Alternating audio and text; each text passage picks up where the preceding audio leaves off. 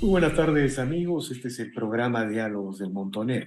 Bueno, al parecer, lo que ha sucedido en el Perú es que la violencia insurreccional que se desató luego del golpe fallido de Pedro Castillo, el 7 de diciembre del año pasado, esta violencia que pretendía quebrar el Estado de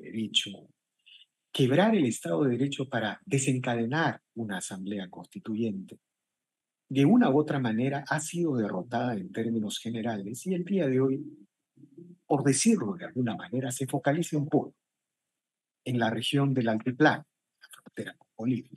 Si bien es cierto, en Puno ya no hay violencia, no hay tomas de carreteras, es evidente que las vanguardias radicales siguen teniendo predicamentos sobre las poblaciones. Eh, Hace unos días, decenas de pobladores de Desaguadero impidieron izar el pabellón nacional y el ejército, la Fuerza Armada, se retiró. No hizo el pabellón nacional presionado por este grupo, este pequeño grupo de gente. Lo cierto es que Puno es un problema para el Perú. En realidad, las grandes transformaciones que se tienen que dar en Puno son las transformaciones que tiene que producir el Perú en términos generales para relanzar el Perú, relanzar la peruanidad. Pero sucede también que Puno, el tema de Puno está vinculado a Bolivia. Hay una estrategia evidente del señor Evo Morales y demás de desarrollar una guerra cultural. Es una estrategia de secesión territorial sin guerra convencional y sin ejércitos. Es una guerra cultural alrededor de este tema de los pueblos originarios, de la República Aymara, pero es un tema también que ha estado presente en Chile con el texto que redactó la Convención Constituyente sobre una república plurinacional en Chile y que fue rechazada por la mayoría de los chilenos. Para hablar de estos temas, el día de hoy hemos convocado al señor José Rodríguez Elizondo, docente universitario, periodista chileno de larga trayectoria en el Perú, de largo reconocimiento en el Perú, académico, investigador, quien ha tenido la gentileza de aceptar este diálogo. Buenas tardes, señor Rodríguez Elizondo, gracias por la conversación. Hola, Víctor Andrés. Muy grato conversar con usted siempre. No, gracias a usted, muy agradecido. Quería empezar esta conversación preguntándole sobre su interpretación. El gobierno de Gabriel Boric ha cambiado, ha modificado su posición con respecto al gobierno peruano y la transición constitucional de Dina Boluarte. ¿Cuál es la explicación de este giro que en el contexto sudamericano es un giro significativo, radical? Es tan compleja la situación, tan larga de contar y tan parecido sintomáticamente lo que están pasando ustedes en el Perú. Aquí tenemos en América Latina un cuadro de democracias que de débiles están pasando a agónicas. Yo no soy muy optimista con respecto a lo que está sucediendo con perspectivas de futuro en nuestra democracia. Y sucede que esto es un proceso global. Yo he estudiado recientemente un informe de la Universidad de Gothenburg con respecto al estado global de la democracia y realmente el resultado es tristísimo. No queremos darnos cuenta en América Latina de que la democracia es una minoría dentro de los sistemas globales, pero una minoría muy grande, muy absoluta. Dentro de ese cuadro hay países que tenemos mayores o peores performances democráticas en nuestro continente. Mi país estaba entre los países con más larga tradición democrática en América del Sur, interrumpida los ciclos de democracia, dictaduras, usted los conoce muy bien. Pero en este último momento estamos viviendo un proceso muy especial que yo lo detecto con inicio en el chavismo. El chavismo es el producto de una decadencia del prestigio de los políticos de la democracia venezolana y la emergencia de un caudillo muy inteligente y más o menos leído que estableció un sistema para perpetuarse en el poder jurídicamente manteniendo las elecciones. Hizo como 12 o 13 elecciones gananciosas, perdió una. De ahí viene el gran aporte de Hugo Chávez a la antidemocracia liberal tradicional de América Latina, que es el neoconstitucionalismo chavista, como lo llamo yo, que es tomar el gobierno, aprovechar la plenitud del poder para cambiar la constitución y establecer un sistema rígido que impida la alternancia democrática en el poder. Esto fue copiado primero por Ecuador y después por la Bolivia de Evo Morales, que le agregó una elaboración bastante farragosa y muy compleja de su vicepresidente Álvaro García Linera, según la cual la constitución chavista pasaba a ser una constitución plurinacional, porque lo que había que desencadenar en nuestros países era una guerra social total liderada por los pueblos originarios. Hay aquí un querer creer, un pensamiento mágico según el cual da lo mismo un país con un 68-70% de pueblos originarios como Bolivia y un país con un 12% como Chile. Pero también esta estrategia tenía como base una minoría sociopolítica en Chile que admiraba profundamente el pensamiento de García Linera y que veía en Evo Morales la realización de la utopía indigenista. Bueno, eso es Por- el presidente Boric. Conozco declaraciones del presidente Boric en que reconoce a Linera como una especie de nuevo faro intelectual en la región. Yo no sé si lo repetirá actualmente, porque el problema de nuestro presidente es que llegó al poder de una manera bastante impensada por él y por su gente, por su base de apoyo, que son varios grupos políticos identitarios, socialistas de nuevo cuño, extremistas del pasado, de la época de Salvador Allende, sus nietos en este caso, una cohorte muy joven, muy idealista, pero con un pensamiento muy mágico. Y en el curso de su lucha política practicaron rudimentos de un marxismo-leninismo que no conocían muy bien, entre ellos la consideración de que la fuerza legítima del Estado era la fuerza de represión del enemigo. Por lo tanto, pasaron muchos meses, años denigrando a las Fuerzas Armadas, a las fuerzas policiales, hasta que de repente, sin darse cuenta cómo ni cuándo, están en posesión de los instrumentos del gobierno. Y ya no sirve en ese ámbito ejercer como si la fuerza legítima del Estado estorbara, porque gobernar es un fenómeno muy complejo. Cuando se piensa que llega gente de esta filosofía política al gobierno, hay una especie de expectativa no solo de los políticos de izquierda, sino que de la delincuencia. La delincuencia piensa, caramba, aquí están gobernando gente que aborrece a los carabineros, que aborrece a los militares. Tenemos un campo que se nos abre. Lo El mismo está, narcotráfico. es esa, digamos, la delincuencia es una de las herencias que también nos ha dejado el gobierno de Castillo. Mire usted cómo se parecen los fenómenos, Por eso ¿no? le digo, Víctor Andrés, que aquí hay un sistema de espejos recíprocos en los cuales de repente los peruanos van adelantados, más adelantados vamos nosotros, pero se van repitiendo. Yo cuando veo las imágenes de la televisión con la bandera peruana pintada de negro, yo me acuerdo de las banderas chilenas pintadas de negro, me acuerdo de la proliferación de banderas étnicas identitarias en cada concentración masiva, y ahora de repente se da vuelta la cosa y son puras banderas chilenas. Es decir, hemos tenido un vaivén desde el punto de vista político e ideológico muy grande, porque la realidad es dura, la realidad es la verdad, y la verdad le dice a un gobernante que tiene que asumir la responsabilidad primera que le pide el país, que es la seguridad. Ujú. Porque usted y yo, Víctor Andrés, no estamos pensando muy bien si se van a cumplir las leyes de Lenin, de Marx, de Bakunin, de Kropotkin, lo que sea, si nos están asaltando a domicilio.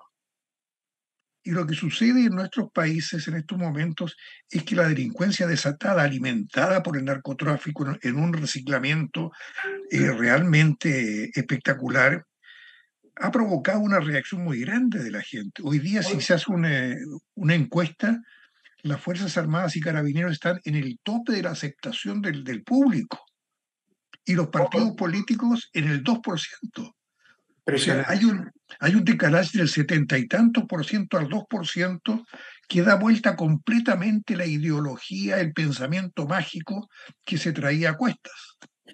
Entonces, es en ese contexto en que hay que entender este giro. Un poco para volver a la coyuntura, luego le quiero plantear los grandes temas de estructura que atraviesan a Bolivia, Chile, Perú, ¿no? Quiero hablar de Puno, de la República Aymara, en fin. Eh, es en ese contexto que usted describe de cómo ha cambiado las tendencias, los humores en la sociedad chilena, que puede entenderse este giro radical del gobierno de Boric de reconocer la constitucionalidad de la administración de la señora Boluarte. Es decir, Boric, el gobierno de Boric, después del plebiscito de salida que perdió abrumadoramente, es como un pato rengo, como un gobierno sin poder, o como un gobierno dentro de una constitucionalidad o una institucionalidad que no le es muy cómoda, por decirlo de alguna manera.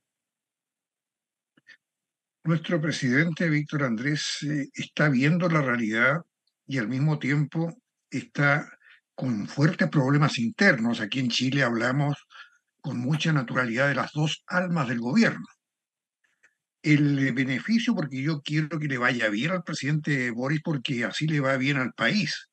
Y le va bien en la medida en que ponga el énfasis en su sector de gobierno que se está socialdemocratizando o que es socialdemócrata, porque ahora están concurriendo al gobierno personalidades del Partido Socialista, que es la parte de la izquierda democrática, como se llama en la coalición, y que están de alguna manera en lucha con el sector de extrema izquierda, y son las dos almas que están en este momento en una pugna por el presidente, por la presidencia, por el gobierno real del país.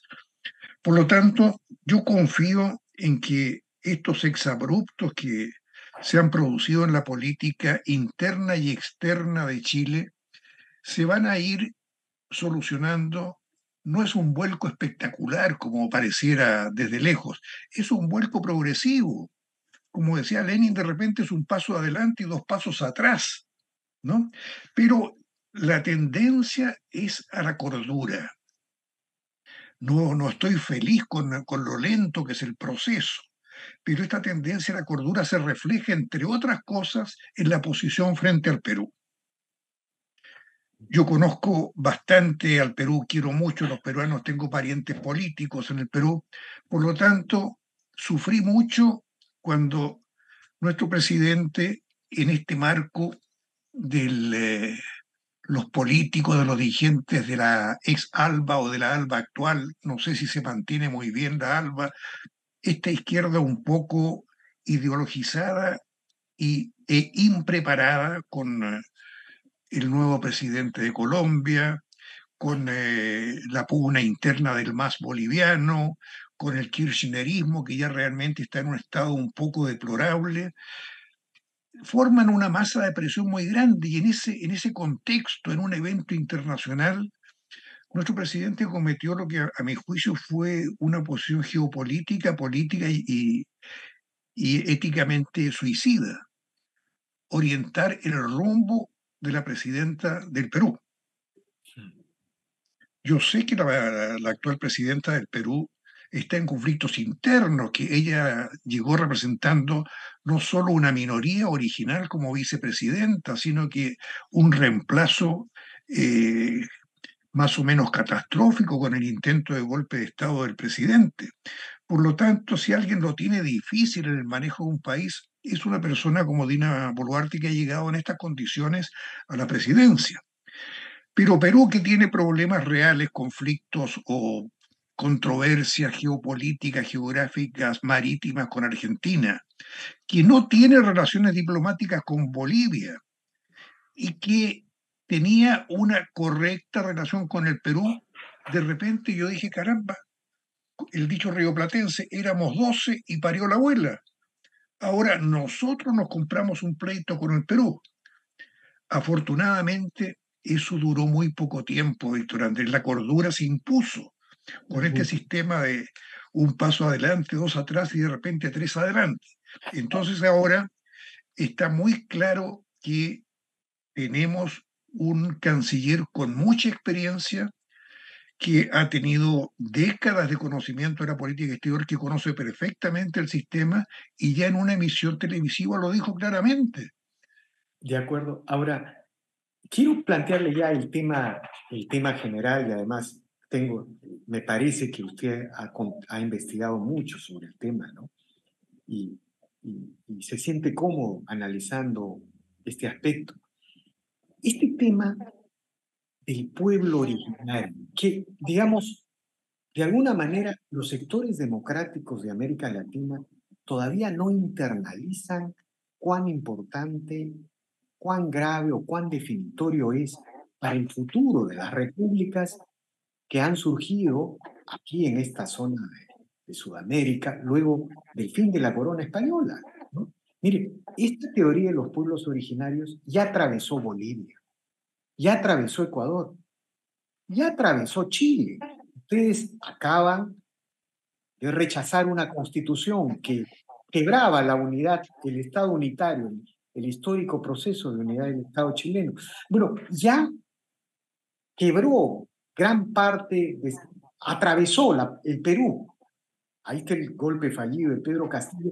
Y todo esto tiene que ver con una teoría. Por eso no es exagerado decir a veces que una idea vale más que muchos ejércitos. Reflexionemos sobre esta idea de los pueblos originarios que está tensando las relaciones de los países de Sudamérica. ¿Cuál es su aproximación, señor Rodríguez Elizondo? Bueno, ese es uno de los temas más complejos porque el pensamiento mágico quiere englobar a todos los pueblos originarios en una sola categoría. Y como todas las cosas de la vida, hay distintas clases de pueblos originarios. Pueblos originarios como los peruanos, que tuvieron miles de años de culturas, incluso de civilizaciones. Pueblos originarios como los Aracalufe, que no salieron del estado más primitivo de los cazadores y recolectores. Entre medio, toda una gama de pueblos originarios. Los pueblos originarios de Bolivia, que eran parte de los pueblos originarios peruanos. Entonces, aquí tenemos un conocimiento muy precario de la historia, porque esto lo vieron nuestros libertadores desde el inicio. Simón Bolívar, en uno de sus discursos más célebres, planteó que en el futuro el problema que iban a tener era la lucha contra los que vivían primitivamente en esos países liberados, y ellos, los mestizos, los patriotas. Bernardo Higgins, tributario en alguna medida de los viejos juridicismos chilenos, dictó una ley según la cual los araucanos, como se les decía entonces, eran chilenos y había que considerarlos como chilenos. Es una declaración jurídica, pero la República no estableció la intervención del Estado necesario como para que eso fuera realidad, como para que los araucanos, hoy día mapuches, fueran realmente integrándose a la población mestiza. Y una minoría del pueblo originario mapuche, hoy día más o menos del 10 al 12%, es la que ha generado núcleos muy pequeños, combativos, que quieren refundar el país para hacer la historia que debió haber sido. Eso es lo que quiere decir una refundación. Fueron injustos con nosotros, nos quitaron nuestros territorios. Esto no saben si lo dijo o no lo dijo Bolívar, pero esto significa que tenemos que hacer una guerra social total, como dice García Linera en sus libros, guerra social total. Pero en cualquier elección que usted haga en Chile, en la zona donde viven los pueblos originarios chilenos, ellos no aceptan este tipo de belicosidad agresiva y armada, porque hay núcleos armados. Las últimas elecciones los ponen en una minoría absoluta. En las zonas donde hay más mapuches, hay más reacción desde el punto de vista, llamémoslo conservador. Eso es muy, muy indicativo. Entonces, en síntesis, Víctor Andrés, peruanos y chilenos demócratas estamos en una contradicción muy grande con el pensamiento mágico de las minorías coherentes, esas minorías altamente ideologizadas que perdieron el bastión principal revolucionario que era la Unión Ahora, Soviética y después China. señor Rodríguez Elizondo, cuando le planteaba la urgencia, la necesidad de que los demócratas aborden estos temas fundamentales para el futuro de las repúblicas aquí en América del Sur, mire, quizá a lo mejor también tenemos que entender que hemos abandonado las investigaciones históricas, el trabajo cultural, el trabajo intelectual a las izquierdas más radicales, a estas izquierdas dogmáticas. Por ejemplo, mire usted, a lo mejor tenemos que incluso de cambiar el concepto mismo del pueblo originario, es una aproximación nada más. El quechua, la gramática del quechua, la gramática del aymara, fueron redactadas por sacerdotes jesuitas, antes que el inglés, que el alemán. Mire, las vestimentas de los campesinos del mundo andino hoy son las vestimentas de la gente de Castilla, de Extremadura. La forma como están organizadas las comunidades campesinas son réplicas de las comunidades de Castilla. Entonces, en medio de esa idea del pueblo originario, también hay un mestizaje moreno, un mestizaje de esta área, ¿no? Entonces, quizá es hora de responder a estos sectores que han tenido una ofensiva cultural, ¿no? Con otra contranarrativa, con otra explicación. Hay mucho mestizaje en donde ellos dicen pueblos originarios. Le estoy planteando una aproximación. ¿Qué comentario le sugiere este tipo de ideas de aproximación? Bueno, en primer lugar, yo pienso que el tema de la refundación de nuestros países que nos viene desde Bolivia es una contrafactualidad, pero no solo histórica, es una contrafactualidad que incide en la política contingente, en la estrategia actual de un sector político boliviano, que es muy interesante lo que está pasando. Piense usted, Víctor Andrés, que la llegada de Evo Morales cambió cualitativamente la relación trilateral Chile-Perú-Bolivia. Yo alguna vez escribí, mejor dicho, he escrito mucho con respecto al trilateralismo que significó la Guerra del Pacífico y el Estatuto de Paz después de la Guerra del Pacífico. El Tratado de 1904 con Bolivia, el de 1929 con el Perú. Para mí esto es un sistema de tratado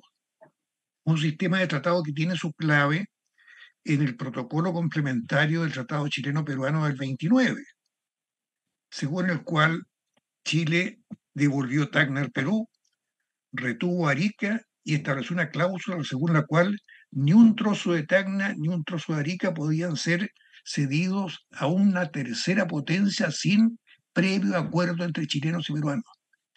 Este fue el Estatuto de la Paz que para un expresidente boliviano significó que Chile le puso un candado al mar para Bolivia y le entregó la llave al Perú, el presidente Daniel Salamanca. Esto lo ignoran muchos peruanos, lo ignoran muchos bolivianos. Yo lo sé porque lo he estudiado un poco a fondo, porque descubrí que en este contexto los errores que hemos cometido alternativamente chilenos y peruanos han incidido en que se active un sistema en un sector revanchista boliviano representado por Evo Morales para romper ese estatuto de la paz. ¿Qué hizo con su constitución Evo Morales? Estableció dos artículos según los cuales se desconocía unilateralmente el Tratado de 1904. ¿Qué está haciendo ahora o pretendiendo hacer con su actividad, como yo le llamo, de fogonero en Puno? Hay un grupo de grandes diplomáticos peruanos que lo dijo claramente. Quiere establecer una franja bajo soberanía aymara para que sea cedida después a Bolivia. Eso significa el fin del Tratado de 1929 entre Chile y Perú. De facto, sin que se reúna una asamblea política para decir declaramos unilateralmente nulo el tratado, lo denunciamos, etc. Entonces, esa estrategia se viste con todo un ropaje ideológico, étnico, plurinacionalista, una América Latina plurinacional que quería proclamarse con sede en el Cusco, en virtud de una amistad muy grande entre el expresidente Castillo y el expresidente Morales. Y hoy día todas estas cosas se agudizan porque hay una pugna enorme entre Evo Morales y Luis Arce. Y en esa pugna, Víctor Andrés, esto hay que mirarlo con criterio histórico y actual, cuando se manipula la historia para consolidar posiciones en el presente. En este momento se produce la pugna o el quiebre del binomio histórico Evo Morales-Álvaro García Linera, por la sencilla razón de que Álvaro García Linera es un intelectual que se da cuenta de que lo que ha sucedido ha sido un fracaso total. Salió Evo Morales, es decir, no consiguió ser un presidente eterno vitalicio como Hugo Chávez. Se perdió su proyecto de convención constituyente plurinacional en Chile y salió, en Perú, el presidente aliado del Pedro Castillo salió espectorado por un intento de golpe de Estado. O sea, no es arbitrario decir, ponerle un titular, aparte de este diálogo, el fracaso de Evo Morales en Chile, Perú y Bolivia. Bueno, yo creo que mirado en profundidad es un fracaso triple monumental. En primer lugar, porque él ahora tiene pretensiones de ser el líder latinoamericano por default, porque ya no está Fidel Castro, ya no está Hugo Chávez, y sus partidarios hablan de Evo Morales como líder de América Latina.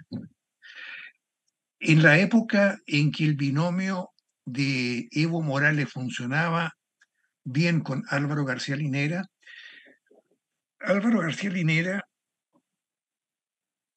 dijo claramente que él había luchado toda la vida porque un indio estuviera en el poder en Bolivia y que por lo tanto él no tenía ninguna pretensión. ¿Cómo voy a pretender ser yo presidente cuando he luchado porque lo sea un indio? Es decir, toda esta mitología indigenista estaba en función de una estrategia de devolverle el mar a Bolivia.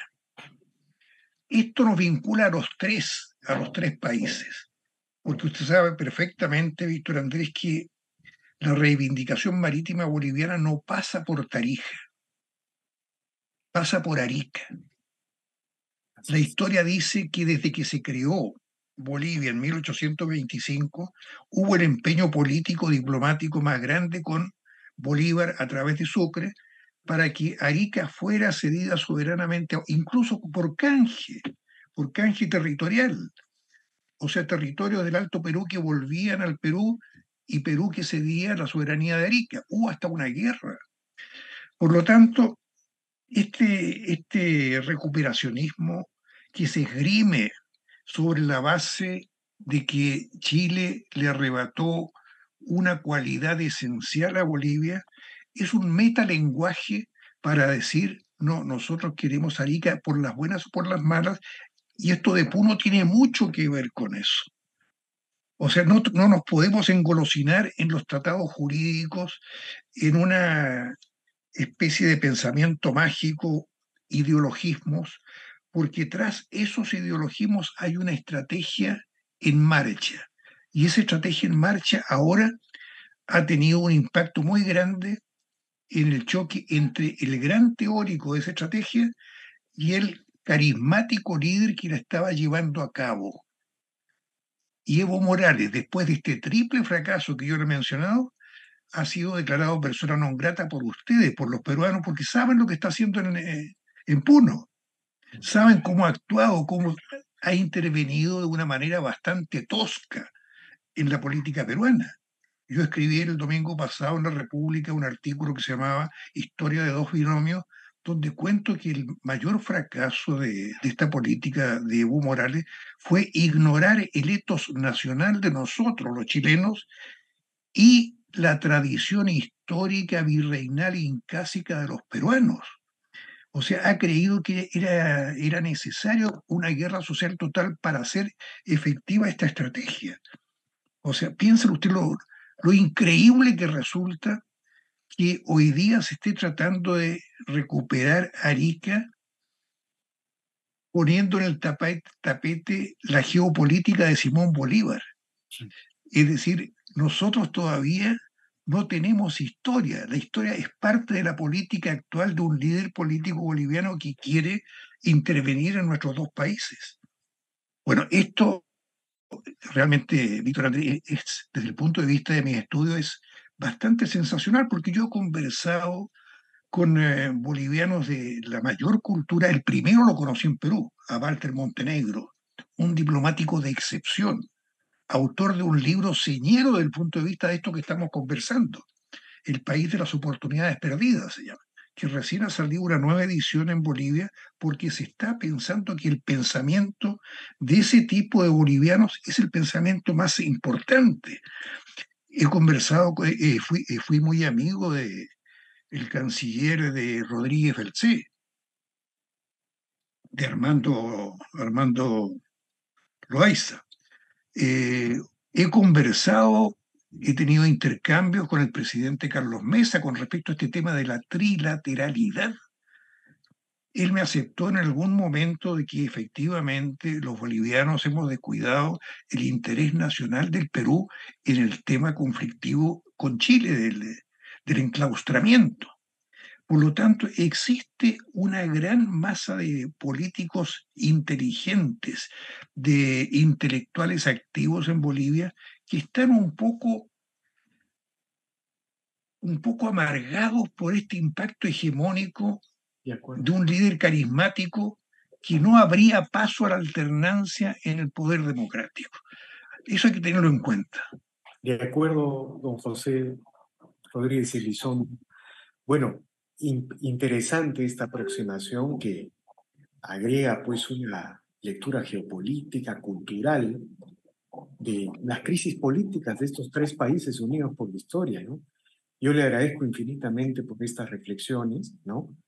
Que van a ayudar mucho a la construcción de políticas constructivas, valga la redundancia, porque la crisis está planteada, no hemos salido todavía de ella, ¿no?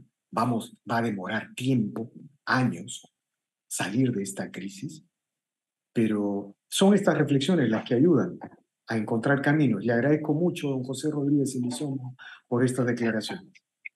Yo le agradezco esta conversación porque yo con mi cariño por el Perú, por el afecto que le tengo a la peruanidad, creo que la resiliencia democrática que ha demostrado el Perú a través de todas estas pellejerías, toda esta cantidad de presidentes que van manteniendo la continuidad, o sea, hay presidentes presos, condenados, suicidados, pero la continuidad institucional se ha mantenido de una manera heroica y eso hay que apreciarlo.